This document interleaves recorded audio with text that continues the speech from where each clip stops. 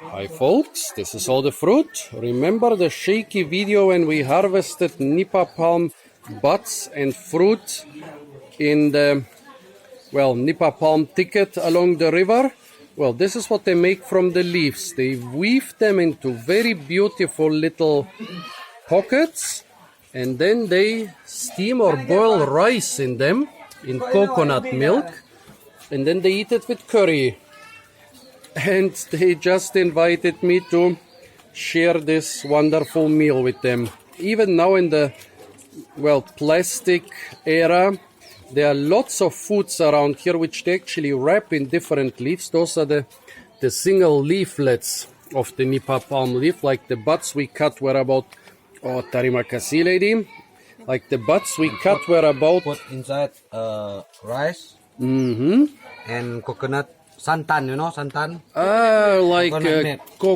Only coconut milk or also the little pieces?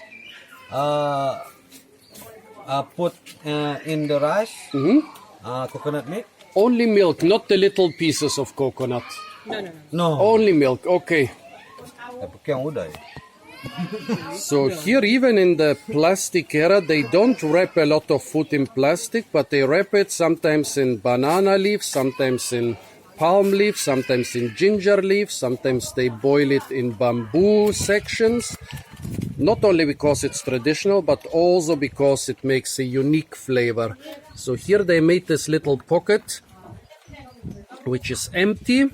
Here is one which has been steamed with filled with rice and steamed in coconut milk. Now you try.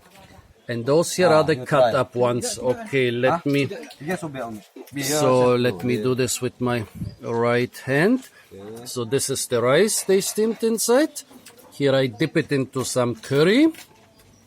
A lot of those foods are eaten with curry because, of course, it enhances. Wow. Okay. This seems to be some sort of peanut curry.